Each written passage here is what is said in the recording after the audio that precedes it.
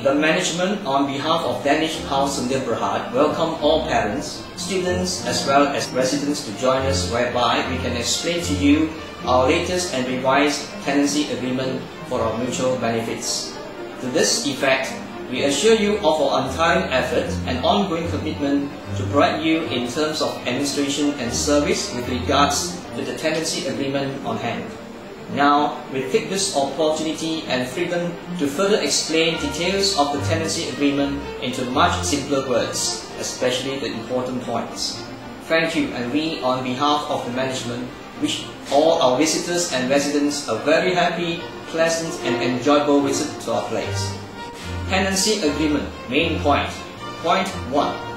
This is a 1-year agreement with an option to renew for another 1 year signed between Danish House Neighborhood and the tenant. Point 2. Both parties shall not terminate this agreement for 1 year except for breach of any terms of this agreement.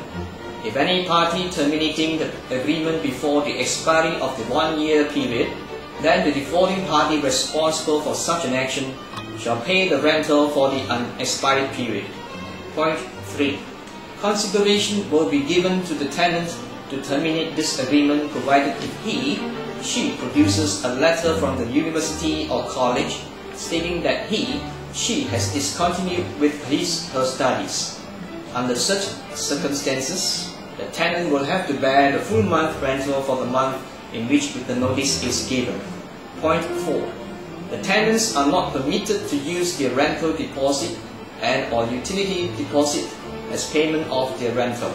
Point 5.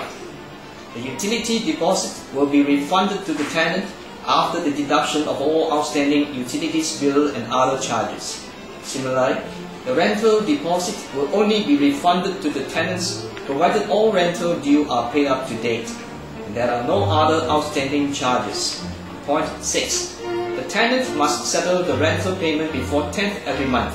For any payments made after 10th, we will charge a late penalty of Ringgit Malaysia 5 ringgit and daily interest 1.5% on the rental. We accept checks, ATM transfer, bank transfer, debit or credit card.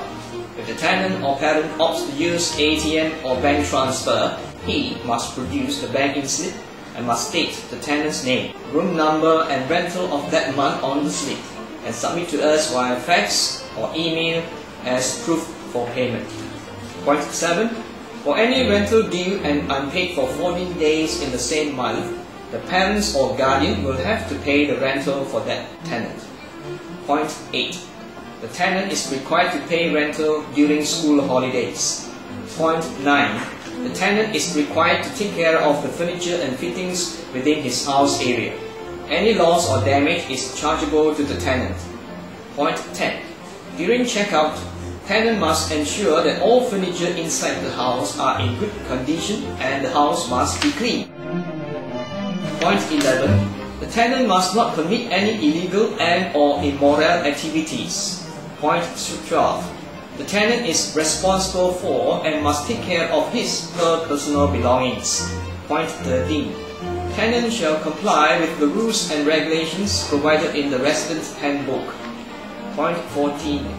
The monthly rental is inclusive of Ringgit Malaysia 10 ringgit for electricity and Ringgit Malaysia 1 ringgit 50 sen for water usage. Any extra usage will be chargeable to the tenant based on the number of residents in the house. The tenant is required to settle such payments within 14 days of our notice. Point 15. The management would be allowed to transfer the tenant to another room if in the circumstances the management deemed that it is reasonable to do so. Point 16. We will issue notices on a regular basis and post them in the office area. Tenants are required to take note of such notices. Last point 17. Tenants must keep all the receipts after making any payments for verification purposes. Thank you.